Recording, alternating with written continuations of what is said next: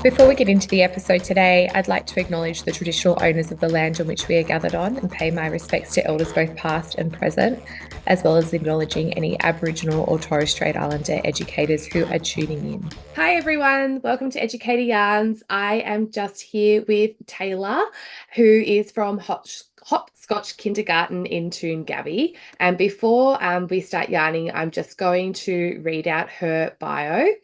So over the past 2 years, she has been on the journey to embed First Nation perspectives into her teaching practices, educating herself in the 8 ways of pedagogy. During this time, Taylar and the children have collaborated on multiple projects, including caring for country, exploring Indigenous seasons, and creating a bush tucker garden. Throughout their daily rhythm, she consistently seeks ways to incorporate First Nation perspectives, including symbols, Darag Dalang, books, music, and art.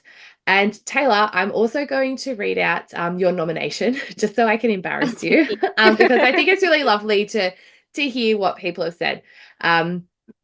So Taylar's been working with our preschool children and has been on an ongoing journey to embed Indigenous perspectives in our service over the last 2 years. Beginning from a walk to our local park, the children were concerned by the rubbish on the ground, and this began a caring for country journey. Taylar worked with the children to create posters to tell people about to put the rubbish in the bin, moving on to contacting our local council, advocating for the care of our community. The group took their poster and displayed it at the park, and collaborating with our local primary school, it was also displayed there. The learning continued to documenting their journey and message in a book that was published and used as a resource within our service and shared and put on display at our local library. Our children, alongside Taylar, became so passionate about caring for country that it was evident in their play and everyday interactions. Wanting to spread the message further, the children created a song singing their message loud and clear. That was very cute, I must say. Learning alongside the children, Taylar incorporated the Indigenous 8 ways of learning when planning and programming for the children's learning. Passionate about spreading and instilling this learning in our children's lives, Taylar has now moved on to exploring the Indigenous seasons and creating a bush tucker garden. As a service, we are so proud of the work Taylar has done, not only teaching our children, but also our educators and families. Taylar has reached out to work in partnership with many members of our local community, including me, from the Koori curriculum, sharing her project with me, with Jess. It feels weird saying Jess, but it's me. But anyway, being able to have her work displayed in the Koori curriculum social media takeover has been a massive achievement in her career. That's so lovely. And honestly, we love the work that you do, Taylar. And I think I tell everybody that what I really love about you is that you didn't, like, the service has not just made, contact with me. Like, I came out years ago and did a workshop at Hopscotch. I don't even know if you were there then, but I did years ago. And since then, like, religiously, the service has participated in our Christmas drives. And then with the project that you're doing, you'll reach out all the time and be like, oh, we're doing this now. And, you'll send me a copy of the book or involve us in your bush tucker garden.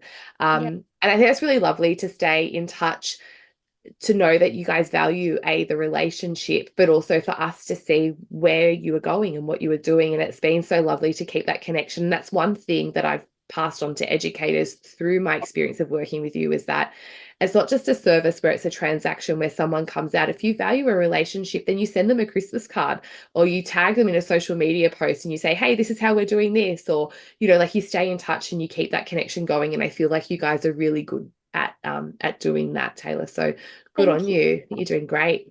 Yes, we love you. All of the children love you. It's always about Koori curriculum, everything. They want to tell you guys everything. And it's very special. We are very lucky to have that connection with you guys. It's very sweet. And I know you guys sent us a paver in the mail to decorate. I don't know if Shan got back to you, but the paver actually cracked. So like, when it arrived, and I was like, oh, I don't know what we're meant to do. So anyway, we'll have to find a way that we can do something with your bush tucker garden, but it may not be the paver, because Australia Post, maybe not the way to go. But anyway, so I thought that's really nice to see. And I'm really glad that your team has acknowledged you and doing it, and the work that you're doing, because I think, as I said, I think you do an amazing job.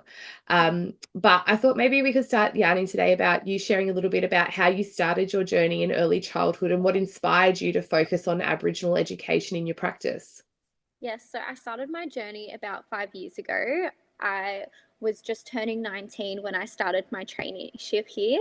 So I've been here ever since. And I remember coming into childcare, it's so different to coming out of the schooling that I had just been through for years and years and years. There is such a focus and on Aboriginal perspectives and embedding that. And I remember one of the first workshops I've done with Hopscotch was embedding Indigenous practices from you. And I remember it just inspired me.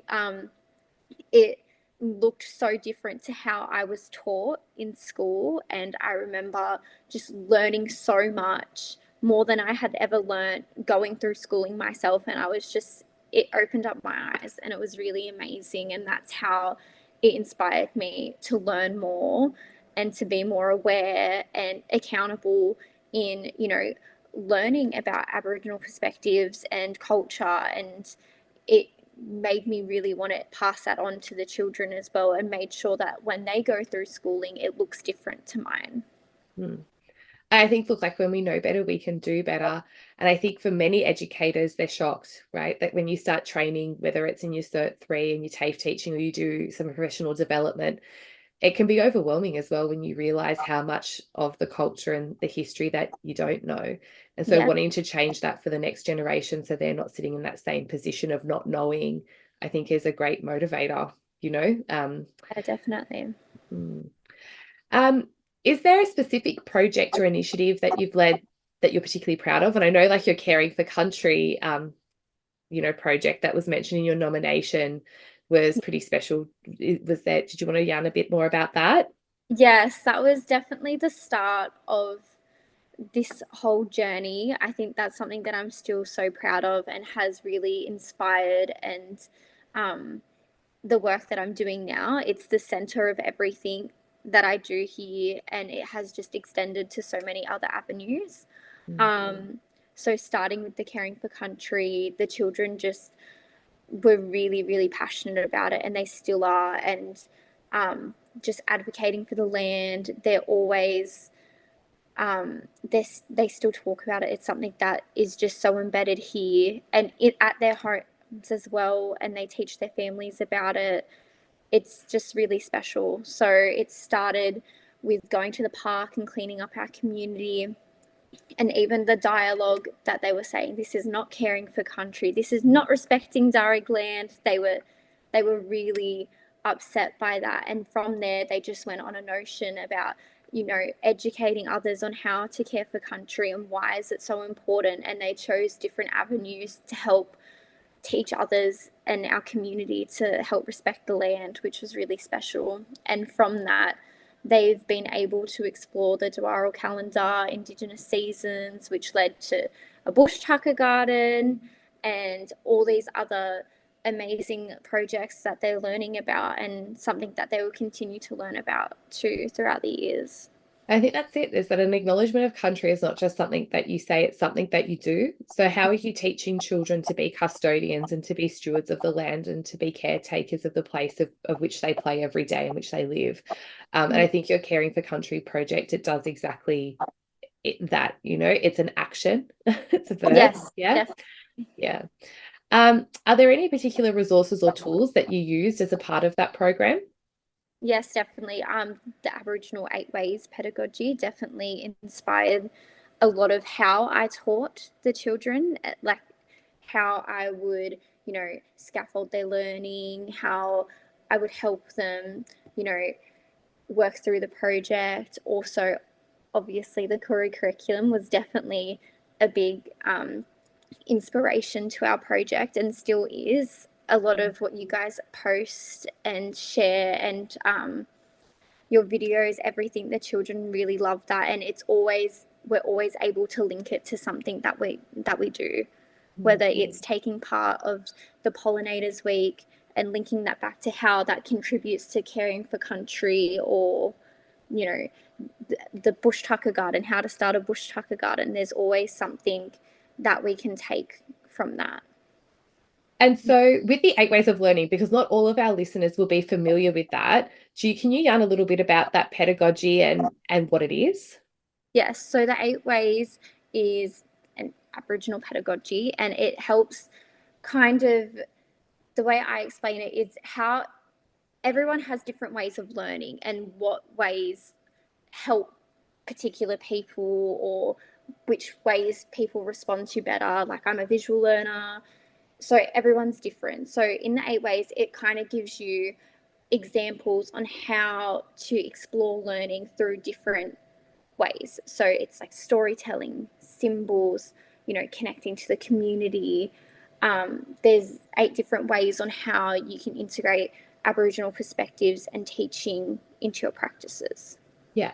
And I think that's it. It's a multifaceted approach, isn't it? So it's about, linking it to children's topics of inquiry. So as you said, like if they're interested in pollinators or, superheroes or whatever it might be, it's about having those culturally inclusive environments and then using Aboriginal pedagogy to teach through culture, as you rightfully said. And so we use the 8 ways of learning as a planning tool. So when there's an identified interest, we then consider each of those 8 ways and think about how we are going to be holistic in our offering. Because if we only teach through story sharing, then the children that are nonverbal learners are not going to be privileged in the same way to reach the learning outcomes at an equal extent. So obviously these are ways that Aboriginal children know, learn, and do best. But when you actually look at the 8 ways of learning, you probably will identify yourself and other children within there as well and think about, oh, like, yeah, we can see that so-and-so really learns through, nature-based play and pedagogy and connecting with country, and somebody else is really relational and they love connecting with community. Yourself, you're a visual learner. So you can see yourself, and you will also be able to identify what teaching styles you lean towards. So for me, I learn through storytelling and story sharing. That's also how I prefer to teach. So what are my preferences and what things do I avoid? Sometimes you're not going to be able to get all 8. And, you can't force a round peg to fit into a square hole. But it's about identifying that if you are consistently missing out on, land links and connecting with country, then that's something you really need to look at and address and think about, well, why is it that I'm not able to make those links? And how can you delve deeper into that? So I think the 8 ways of learning is really important. And it's a way that you can really delve deeper into your Aboriginal program. So I'm really excited that you're exploring that. It's very, very good. Hi everyone, I'm just jumping in quickly to remind you all that Beck and I have a series of upcoming events and workshops all throughout Queensland where we'll be yarning about the new ELF principles, Aboriginal and Torres Strait Islander perspectives and sustainability. We'll be in Toowoomba, Cairns, the Gold Coast, Brisbane, Mackay, Townsville, you name it, we'll be there, and we hope to see you all there. All right, take care everyone, enjoy the episode. So what challenges have you faced? Because I'm sure it hasn't all been easy. What are some things that have been hard for you? I know that coming into childcare in general and starting my project and stuff, I personally was very, very cautious and worried about being tokenistic or, I think I stress personally about doing something that might upset someone or not doing something and teaching it the wrong way. So I think it's super important to really educate yourself and educate others on how to do things in a way that's like respectful and meaningful and with good intention, like not just setting something up or doing something just to tick a box. Like it needs to be a core value, and that's something that, has really shaped the way I do things. And it was something that I was really stressed about at the start. I think a lot of people get kind of boxed off because they won't do something because they're worried that it will be tokenistic or something, but it's about overcoming that and seeking further education, further support from the community and other people to really overcome that hurdle and, educate yourself and others and continue to learn. Yeah. You got to be brave. You got to start. And I think Correct. you can't wait to be an expert to begin. You'll be forever waiting because nobody's an expert. I'm not even an expert in my own culture. Like we're always learning. But I think it's about being open. Like, yes, you make a start, but you really engage in critical reflection. And critical reflection doesn't just mean writing down what you did well. It's about looking at like what could you do better next time? And how are you going to do better next time? And being open to feedback, being vulnerable to that, because it can be overwhelming. And sometimes people can feel deflated when they've put a lot of effort into something and then someone comes along and says, oh, actually, that's not quite right. And they go, oh, but to learning to be open to that, if the feedback is given respectfully, then respectfully take it on. Sit with it. and then think about how you can do better. So I think ongoing, isn't it? You know, whether that's reading things or listening to podcasts or, you know, looking at webinars or subscribing to the Koori Mail, the fortnightly newspaper, but making sure that you're continuing to engage in professional development. Yeah. Yeah. Have you had any resistance from your community or within the profession, or have there been any misconceptions that you've had to address along this pathway? Fortunately, I haven't. Lucky Although you. I actually have been very, very fortunate. A lot of our families and educators here are amazing, and Yeah. they're very open, and they really respect what we do, which we are really lucky. Mm. And I think too that's because we educate as well, like we educate the families as well, like they're learning alongside their children and we're learning alongside them, like Yeah. everyone's learning together. And I think that's really important, and that's why we've been really fortunate to have such an amazing community around us. I think that's key. What you said is that it's got nothing to do with luck. It's the way that the service has been set up. And that is that there's been whole team training. So it's not one person that's getting sent off to a conference and everybody else still not knowing. You're engaged in a community of practice where you're all, you know, learning and supporting each other ongoing. And I think that's really key. It's part of your enrollment. It's part of your ongoing professional development. It's part of your team meetings. It's something that's valued and upheld as a of your service. So, and as well, like when positions become available, you simply wouldn't attract people that aren't interested in that because it's so much a part of your key ethos. So Definitely. I think some people say that they're lucky, but I don't think that it's luck. I think it's because you guys are strategic in how you've set things up and the processes that you've put in place. So I think you're doing really well. So have you made any mistakes, Taylar? Like, because I think sometimes we can sit here and we can go, oh, like we've had all these achievements and that's really great. And I think you have achieved a lot because you've worked very hard. But I also don't want people to be misguided to think that you haven't had setbacks and there haven't been things. And I think mistakes and owning our mistakes, not that it's a terrible thing, but to say, oh, like, hey, like if I could do this again, I would do it differently. Yeah, Yeah. definitely all the time. Just to think of like a few, like we've been trying to start a bush tucker garden, and we're planting different bush tuckers, and we could have done more research on some things. There's definitely some things, I look over and a plant's dying and I'm like, oh no, because I didn't read up about it properly, or I didn't, Yeah. didn't put it in the right place. There's definitely setbacks all the time. It's just how you overcome those things. So, Mm. We started a bush tucker garden and half of our plants survived, half of our plants didn't. So that was a moment where I'm like, oh no. But then I didn't want to get caught up in that moment. So me and the children reflected on it. What can we do? Who can we reach out to? And we did our research. And there's a company out there called Bush to Bowl, and Yeah.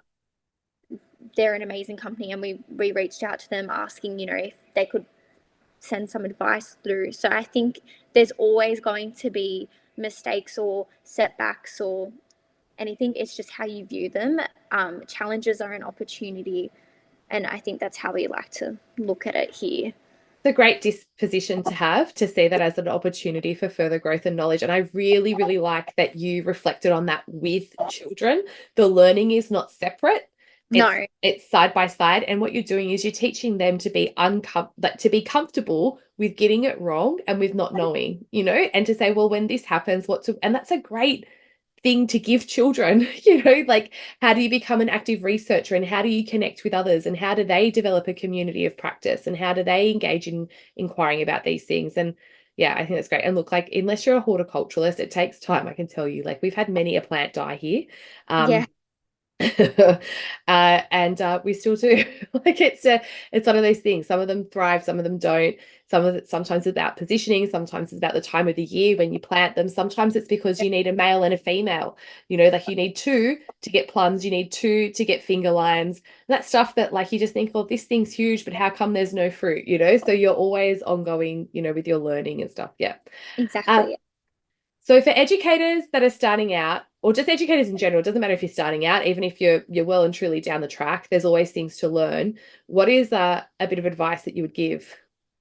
I learning, definitely learning is ongoing. I think always seeking further support, learning, community. I am very much one to try and connect with the community as much as I can. I think it's so important, and there's so many resources out there and groups that will help and that you can learn off and that have so much knowledge, and it's just about, you know, seeking that further education. And it just can start so simply by, you know, participating in a webinar, and then from there it can really just go in a whole different direction. So what I personally like to do is I'm constantly doing webinars, constantly challenging my learning, trying to learn more, trying to learn different things, extending on my learning. And also too, there's a lot of you know, groups out there. I think it's really important to know what the original custodians of the land you were on, and from them it's really important to connect with them and learn specifically as well, like what cultural and things that from the land that they can teach you. Like, I think that's great advice. Yeah. Have you got questions about nature play, sustainability, or how to meaningfully include Aboriginal culture in your early childhood program? Call 0253 000 306 and leave a voice message for the Educator Yarns podcast. Beck Burch from Bush Kindies Australia and Jessica Staines from the Koori curriculum will be answering your questions, offering practical advice, cultural guidance, and inspiring ideas to support your teaching and planning. Whether you're just starting out or looking to take your program deeper, your question could shape future episodes and support other educators across the country. Dial in today at 0253 000 306. How do you foster meaningful relationships with Aboriginal communities and community members? What are some things that you do? I try to reach out to them. The children and I do lots of research on who's out in our community and who can we connect with. The children always like to share what we're doing with the community and to community members, reaching out, and not just like once, it's ongoing. You know, the children also like to show their respect and, you know, their how grateful they are for the community support as well. Like, it's not just we're reaching out to you to tick a box. Like, they want to show you what they're doing and they want to say thank you for that as well. So we have a lot of, you know, meaningful connections within our community, and we're very, very grateful. We'll email them, we'll send letters, we'll send them art. If we're making bush tucker, we'll send them bush tucker. Like, it doesn't stop, and it just varies. Yeah, I'd like to attest to that. I've had jam from you guys. I've had artwork. I've had cards. I've had a book. I've had a paver. I've had lots of things, and I think they're great. I think it's great, and it keeps your service at the forefront. Like, I meet a lot of services. I meet a lot of educators, and I think sometimes, not to sound like rude or anything, but I forget because I meet a lot of people all the time. But I haven't forgotten you guys because you're constantly there reminding me, you know, and saying, "Hey, Jess, this is what we're doing now," and we value that connection. We value that relationship, and I really respect that. What are some common misconceptions about Aboriginal education that you think educators should be aware of? I think sometimes people just put it in the too hard basket. I think educators are afraid of having those, you know, complicated discussions with children. I think they, you know, there's a big part of history that needs to be shared, and I think that educators sometimes get really worried about sharing that.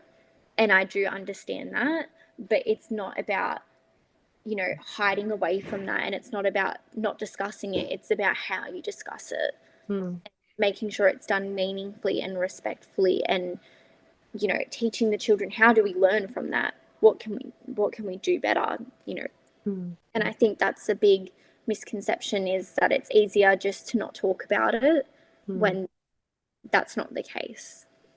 That's right.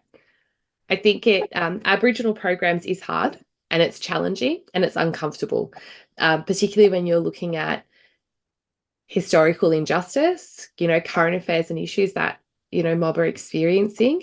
And by avoiding it, you're doing a disservice, you know, and I think it puts that out, that sort of says, you know, we're happy to do inclusion when it's about celebrating you. But we can't support you through the hard stuff So to be an ally, it's about walking with and signing up to do some of that hard stuff. And, particularly, the 26th of January is a prime example of that, being able to really stand up and show your values and wear your values and speak your truth in your values. I think that's just one example that I can think of. But yeah, it is hard work. It definitely is, yes. Yeah. So is there a particular book, resource, or individual that has inspired you the most in your journey, and why? There's definitely been a few. Obviously the Koori curriculum, we've touched on that. Thanks. Again, definitely you guys, like, you constantly share resources that help to inspire us and to continue to improve our practices and to get us to reflect and think. Also, Gary Purchase, he is an amazing artist, and he has come out to us multiple times and done workshops with us as educators and the children consistently. So we really value him and his artwork that has inspired multiple projects and influences throughout what we do. The Ghost Net Weavers, which is something that Jess taught me about, that really helped, kind of not conclude, but to really amplify my Caring for Country project, because it's identifying the issue that we need to care for country, and there's people out there that are, unfortunately not caring for country and littering and doing X, Y, Z, but this group is, helping turn this issue into something beautiful. They're turning it into art, and what can we do? Like, how can we help support this? What's another way of looking at this issue? So those are 3 things that have been really, and people that have really inspired.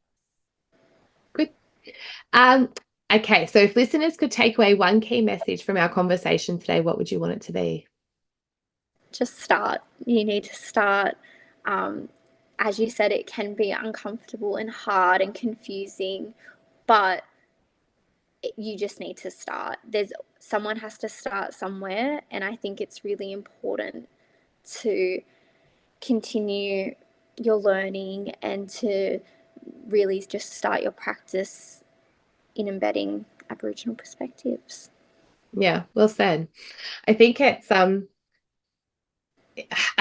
for educators to have that reality check that it's not easy and there's no magic wand, and it's not about a formula like take these steps and that it will be okay, but it's about all these dispositions, Taylar, that you have, that you're open, you're vulnerable, you're committed, you're dedicated, and you keep showing up.